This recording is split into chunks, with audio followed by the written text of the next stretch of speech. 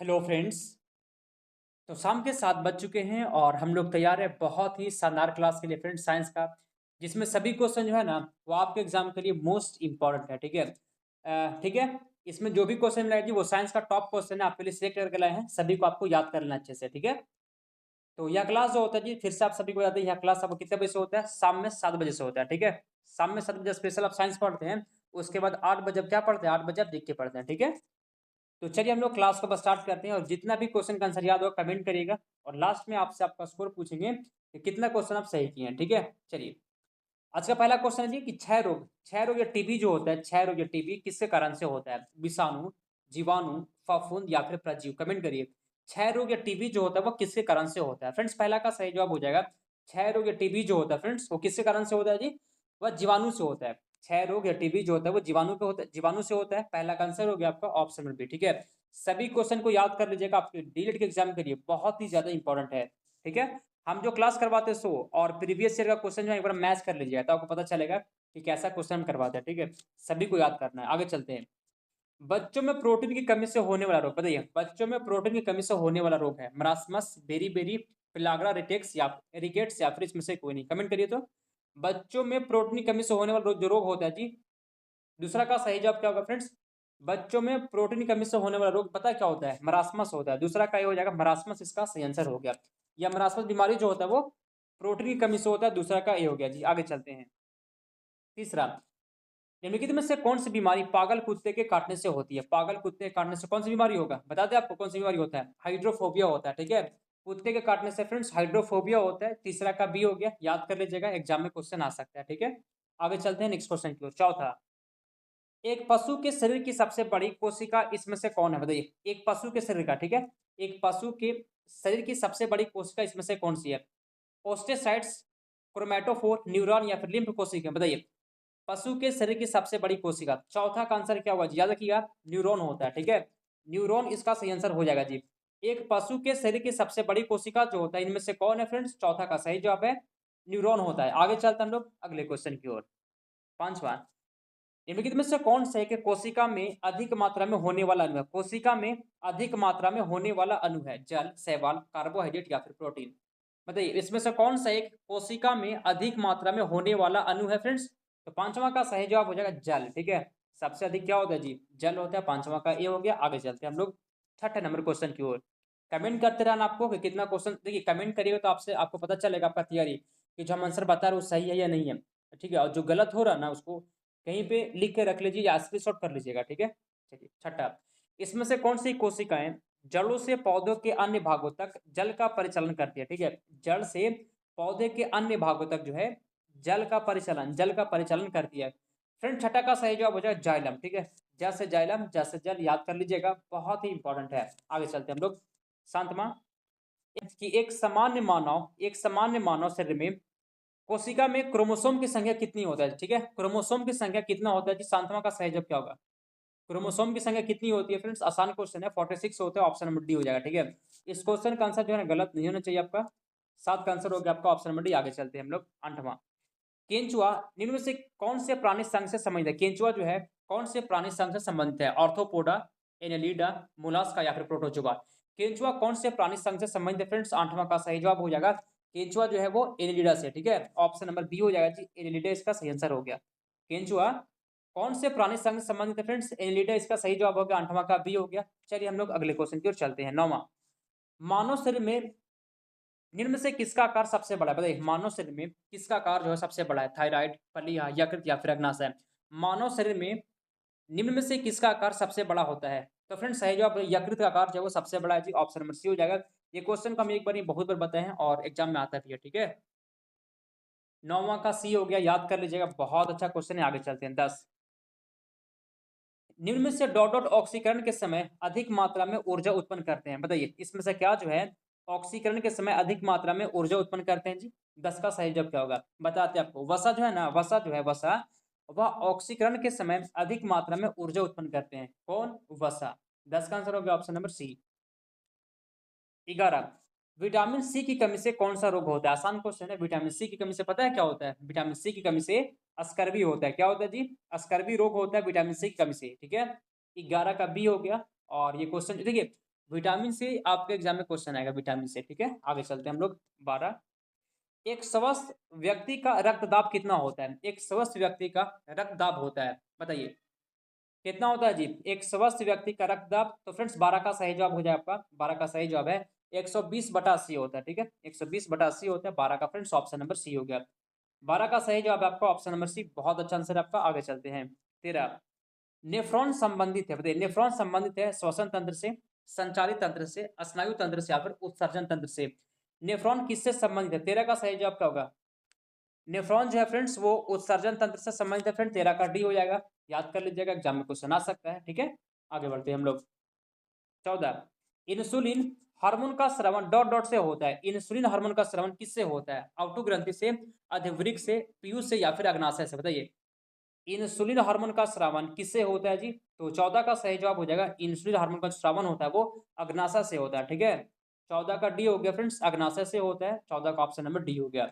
आगे चलते हैं अगले क्वेश्चन की ओर। 15, निम्नलिखित में से कौन सा असंचरणीय रोग, बताइए असंचरणीय रोग? खसरा, रोहिणी, जलांतक या फिर मधुमेह। तो फ्रेंड्स 15 का सही जवाब है मधुमेह, जो होता है ना मधुमेह, वो असंचरणीय रोग है। 15 का डी हो गया, ये संचरण नहीं होता है। 15 का डी हो गया जी, मधुमेह। 16, ठीक है, आगे बढ़ने से पहले फ्रेंड्स आपके लिए फिर से बताते हैं, अगर आपका तैयारी उतना अच्छा नहीं है तो आपके लिए जो हम 4000 क्वेश्चन बनाए, 4000 क्वेश्चन आपके लिए बनाए हैं। पीडीएफ है 149 में मिलेगा आपको। कितना मिलेगा जी? 149 में मिलेगा। मेरा व्हाट्सअप नंबर नोट कर लीजिए, 92 41 21 66 96 पे। व्हाट्सएप पे आपको मैसेज करना है कि सर हमको 4000 क्वेश्चन चाहिए, 149 का पेमेंट करना होगा, और आपको व्हाट्सएप पे ही सेंड कर देंगे। जीके, साइंस और हिंदी का क्वेश्चन है, आंसर भी साथ में रहेगा। ठीक है, तो वो पढ़िए 4000 क्वेश्चन को और क्लास को करिए, आपका तैयारी फ्रेंड्स बहुत अच्छा हो जाएगा, विश्वास करिए। ठीक है, चलिए 16, इनमें से कौन सा सामान्यतः चूहा से संक्रमित होता है? बताइए डिप्थीरिया, मलेरिया, कॉलरा या फिर प्लेग। बताइए चूहा से संक्रमित होता है। 16 का सही जवाब क्या होगा? फ्रेंड्स 16 का सही जवाब प्लेग जो होता है वो चूहा से होता है। ठीक है, 16 का फ्रेंड्स डी हो गया, बहुत अच्छा। अब सभी का बिल्कुल सही जवाब है। आगे चलते हैं हम लोग। 17, एंजियोप्लास्टी, ठीक है, एंजियोप्लास्टी से किस रोग का उपचार किया जाता है? एंजियोप्लास्टी से किस रोग का उपचार किया जाता है? कैंसर, कुष्ठ रोग, हृदय रोग या फिर मधुमेह। एंजियोप्लास्टी से किस रोग का उपचार किया जाता है? फ्रेंड 17 का सही जवाब हो जाएगा, एंजियोप्लास्टी से किस रोग का उपचार किया जाता है जी? तो 17 का सही जवाब हृदय रोग का। ठीक है, हृदय रोग इसका सही आंसर हो गया जी। एंजियोप्लास्टी से किस रोग का उपचार किया जाता है? तो हृदय रोग का 17 का आंसर हो गया आपका ऑप्शन नंबर सी। आगे चलते हैं। 18, इसमें से कौन विषाणु जनित रोग है? बताइए विषाणु जनित रोग, टिटनेस, क्षय रोग, एड्स या फिर टाइफाइड। इसमें से कौन विषाणु जनित रोग है? 18 का सही जवाब क्या होगा? विषाणु जनित रोग है। तो फ्रेंड्स 18 का सही जवाब हो जाएगा, विषाणु जनित रोग की बात करें हम लोग तो फ्रेंड्स 18 का सही जवाब क्या होगा बताइए? एड्स जो होता है ना वो विषाणु जनित रोग है। ठीक है, एड्स जो है वो विषाणु जनित रोग है फ्रेंड्स। 18 का सी हो गया आपका। चलिए हम लोग अगले क्वेश्चन की ओर चलते हैं। 19, पीलिया किससे संबंधित रोग है? पीलिया किससे संबंधित रोग है? गुर्दे से, यकृत से, अग्नाशय से या फिर ग्रहणी से। बताइए पीलिया किससे संबंधित रोग है? 19 का आंसर क्या होगा? पीलिया किससे संबंधित रोग है? तो फ्रेंड्स 19 का सही जवाब हो जाए आपका, 19 का सही जवाब हो जाए फ्रेंड्स ऑप्शन नंबर यकृत से। ठीक है, पीलिया जो है वो किससे संबंधित है फ्रेंड्स? यकृत से। 19 का बी हो गया आपका, 19 का बी हो गया, बहुत अच्छा आंसर आपका। आगे चलते हैं अगले क्वेश्चन की ओर। 20, रक्त में यूरिक अम्ल की अधिकता डॉट डॉट का लक्षण है। रक्त में यूरिक अम्ल की अधिकता किसका लक्षण है? संधि शोध, अम्लवात, गठिया या फिर अमानविक हृदय। कमेंट करिए, रक्त में यूरिक अम्ल की अधिकता किसका लक्षण होता है फ्रेंड्स? तो 20 का सही जवाब हो जाएगा गठिया का। ठीक है, रक्त में यूरिक अम्ल की अधिकता डॉट डॉट का लक्षण है, किसका लक्षण होता है जी? तो 20 का सही जवाब हो जाएगा फ्रेंड्स गठिया का लक्षण होता है। आगे चलते हैं 21 नंबर क्वेश्चन की ओर।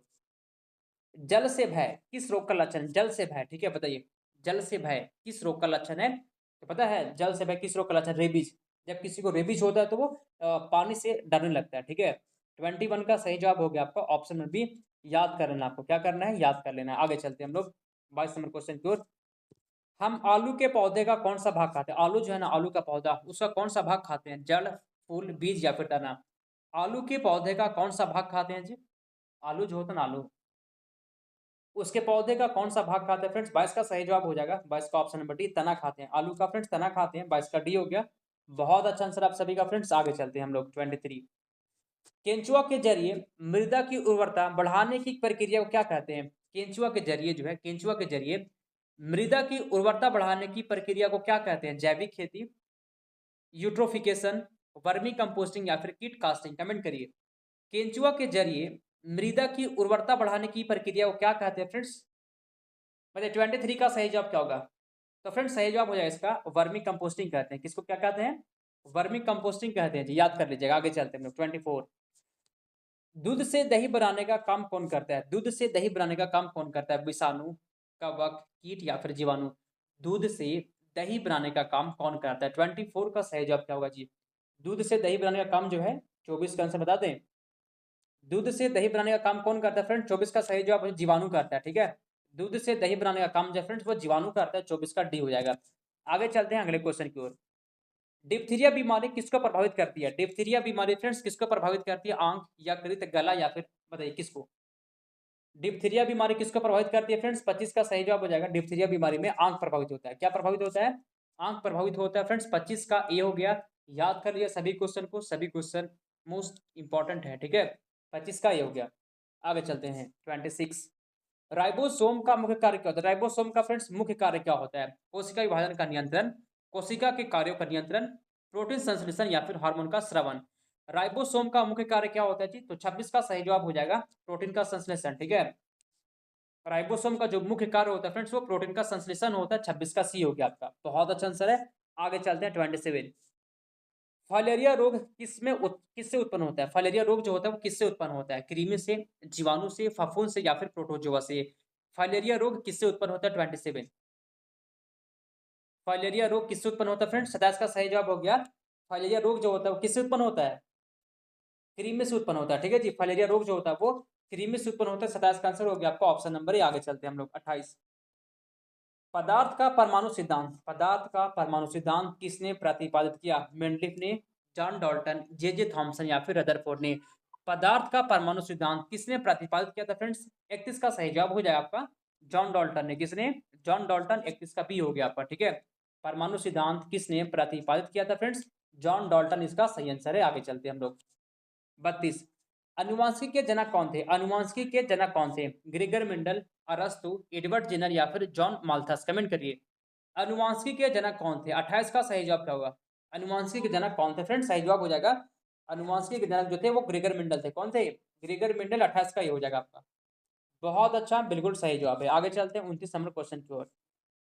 रतौंधी निम्न के कारण होती है। रतौंधी जो होता है, रतौंधी वह किसके कारण से होती है? एडिनिलिन के अधिक स्राव से, विटामिन ए की कमी से, क्रोमोसोम द्वारा वंशानुक्रम से या फिर अधिक शराब पीने से? रतौंधी किसके कारण से होती है? 29 का सही जवाब क्या होगा जी? रतौंधी किसके कारण से होती है?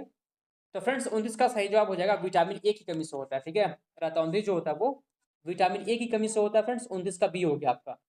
रतौंधी किसके कारण से होती है? विटामिन ए की कमी से। आगे चलते हैं हम लोग 30। ट्रिप्सिन का निर्माण कहाँ होता है बताइए? ट्रिप्सिन का निर्माण होता है अग्नाशय में, लीवर में, लाल ग्रंथि में या फिर आंत में? ट्रिप्सिन का निर्माण किस में होता है? 30 का सही जवाब क्या होगा? ट्रिप्सिन का निर्माण, ठीक है। तो फ्रेंड्स बताते हैं आपको, ट्रिप्सिन का निर्माण जो होता है फ्रेंड्स आंत में होता है, ठीक है। 30 का जितने भी लोग ऑप्शन नंबर डी बताएं आपका सही जवाब हो गया। ट्रिप्सिन का निर्माण जो होता है जी वो आंत में होता है। 30 का डी हो गया आपका, ठीक है। आगे चलते हैं 31। रक्त का पीएच मान कितना होता है? ब्लड का पीएच मान 7.4 होता है। इसको डायरेक्ट आपको याद कर लेना है। रक्त का जो पीएच मान होता है जी वो 7.4 होता है, ठीक है। रक्त का पीएच मान, खून का पीएच मान या ब्लड का पीएच मान जो होता है वो 7.4 होता है, याद कर लेना है, ठीक है। आगे चलते हैं हम लोग 33। निम्नलिखित में से कौन सा ईंधन न्यूनतम पर्यावरण प्रदूषण फैलाता है? बताइए कौन सा ईंधन जो है वो न्यूनतम न्यूनतम कम से कम पर्यावरण प्रदूषण फैलाता है? हाइड्रोजन, केरोसिन, डीजल या फिर कोयला? 33 का आंसर जो हो जाएगा आपका फ्रेंड्स हाइड्रोजन जो है वो न्यूनतम पर्यावरण प्रदूषण फैलाता है। 33 का ऑप्शन नंबर ए हो गया, ठीक है। 33 का ऑप्शन नंबर ए हो गया, बहुत अच्छा आंसर है। आगे चलते हैं हम लोग 34। बायोगैस संयंत्र से निष्कासित निम्नलिखित में से कौन सी गैस ईंधन गैस के रूप में उपयोग में आती है? बताइए ईंधन गैस के रूप में उपयोग में आती है। एथेन, ब्यूटेन, प्रोपेन या फिर मीथेन? बायोगैस संयंत्र से निष्कासित निम्नलिखित में से कौन सी गैस ईंधन गैस के रूप में उपयोग में आती है फ्रेंड्स? 34 का सही जवाब हो जाएगा आपका मीथेन, इसका सही आंसर हो गया, ठीक है। मीथेन कौन सी गैस ईंधन गैस के रूप में उपयोग में आती है जी? तो 34 का सही जवाब हो गया आपका ऑप्शन नंबर डी, मीथेन इसका सही आंसर हो जाएगा फ्रेंड्स। 34 का डी हो गया आपका, ठीक है। चलिए आगे चलते हैं, अगले क्वेश्चन की ओर चलते हैं हम लोग 35।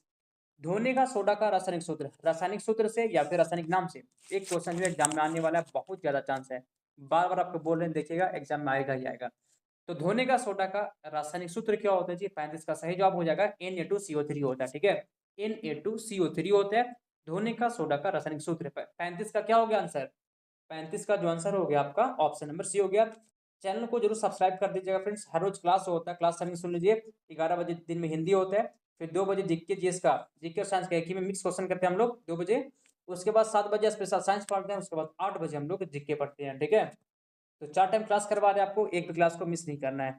36, वह वैज्ञानिक जिसने रेडियम की खोज की। रेडियम की खोज किसने की? John Dalton, madam Curie, Irene Curie या फिर बेंजामिन फ्रैंकलिन। कमेंट करिए, कमेंट करिए। वह वैज्ञानिक जिसने रेडियम की खोज की। तो फ्रेंड 36 का सही जवाब हो जाएगा आपका, 36 का सही जवाब हो जाएगा मैडम क्यूरी ने रेडियम की खोज की थी, ठीक है। 36 का फ्रेंड्स ऑप्शन नंबर बी हो गया। आगे चलते हैं अगले क्वेश्चन की ओर। पीतल में कौन कौन सी धातुएं होती है? पीतल में कौन कौन सी धातुएं होती है? तांबा एवं टीन, तांबा और जस्ता, तांबा एवं लोहा या फिर निकेल एवं जस्ता। पीतल में कौन सी धातुएं होती है? 37 का सही जवाब होगा। पीतल में कौन सी धातुएं होती है फ्रेंड्स? 37 का सही जवाब है आपका तांबा और जस्ता होता है, ठीक है। तांबा और जस्ता होता है फ्रेंड्स पीतल में, ठीक है। 37 का आंसर हो गया आपका ऑप्शन नंबर बी। पीतल में कौन कौन सी धातु होती है फ्रेंड्स? तो तांबा और जस्ता होता है। आगे चलते हैं अगले क्वेश्चन की ओर। 38, फ्यूज तार किससे बनती है? फ्यूज तार जो होता है, फ्यूज तार किससे बनती है? फ्यूज तार किससे बनती है? 38 का सही जवाब क्या होगा? फ्यूज तार किससे बनती है? तो फ्रेंड्स 38 का सही जवाब हो जाए आपका फ्यूज तार जो होता है जी वो टीन और शीशा की मिश्र धातु है, ठीक है। फ्यूज तार किससे बनती है? तो टीन और शीशा की मिश्र धातु होते हैं फ्रेंड्स फ्यूज तार। 38 का आंसर हो गया आपका ऑप्शन नंबर ए। चलिए हम लोग अगले क्वेश्चन की ओर चलते हैं। 39, हाइड्रोजन, हाइड्रोजन की खोज किसने की थी? हाइड्रोजन की खोज किसने की थी? कैवेंडिश, प्रिस्टल, रैमजे या फिर बॉयल ने? हाइड्रोजन की खोज किसने की थी? 39 का आंसर। हाइड्रोजन की खोज, इसका आंसर जो है पहले ही बता चुके हैं आपको, तो भूलिएगा मत। हाइड्रोजन की खोज जो है कैवेंडिश इसका सही आंसर हो जाएगा, ठीक है जी। Option number 1 Cavendish. हाइड्रोजन की खोज किसने की थी? कैवेंडिश ने। 39 का आंसर हो गया आपका ऑप्शन नंबर ए। आगे बढ़ते हैं 40, कार्बन का शुद्ध रूप क्या होता है? कार्बन का शुद्ध रूप क्या होता है? हीरा, चारकोल, फ्लोरीन या फिर ग्रेनाइट। कार्बन का शुद्ध रूप क्या होता है जी? तो 40 का सही जवाब हो जाएगा कार्बन का जो शुद्ध रूप होता है, पता है क्या होता है? कार्बन का शुद्ध रूप क्या होता है? हीरा होता है फ्रेंड्स। 40 का ये हो गया। आगे चलते हैं हम लोग। 41, मानव शरीर में पाचन का अधिकांश भाग किस अंग में संपन्न होता है? मानव शरीर में जो है पाचन, पाचन क्रिया जो होता है फ्रेंड्स उसका अधिकांश भाग किस अंग में संपन्न होता है? पैनक्रिया, छोटे अंत, बड़े अंत, आमाशय। 41, लास्ट में कमेंट कर दीजिएगा सर मेरा इतना क्वेश्चन सही हुआ है, ठीक है, बताइए। तो अधिकांश भाग किस भाग में संपन्न होता है फ्रेंड्स? 41 का सही जवाब है छोटी आंत में, ठीक है। छोटी आंत इसका सही आंसर हो गया। 42, लार में कौन सा एंजाइम पाया जाता है? बताइए, लार में कौन सा एंजाइम पाया जाता है? रेनिन, टालिन, टेनिन या फिर रेजिन। कमेंट करिए, लार में कौन सा एंजाइम पाया जाता है फ्रेंड्स? 42 का सही जवाब हो जाए आपका टाइलिन पाया जाता है, ठीक है friends. Option number B ptyalin पाया जाता है लार में, ठीक है। जितने भी लोग बी बताए हैं आपका सही जवाब हो गया जी। आगे चलते हैं हम लोग अगले क्वेश्चन की ओर। इसके बाद जो है क्लास आपका 8 बजे होता है जीके स्पेशल। एक भी क्लास को मिस मत करिएगा। जो लोग लगातार पढ़ रहे हैं मेरे साथ उनका तैयारी जो है धीरे धीरे कंप्लीट हो रहा है, ठीक है। चलिए 43, टीबिया नामक हड्डी किसमें पाई जाती है? टीबिया नामक हड्डी किसमें पाई जाती है? खोपड़ी, टांग, भुजा या फिर मुंह। टीबिया नामक हड्डी किसमें पाई जाती है फ्रेंड्स? तो सही जवाब हो जाएगा टांग में पाई जाती है। टीबिया नामक हड्डी टांग में।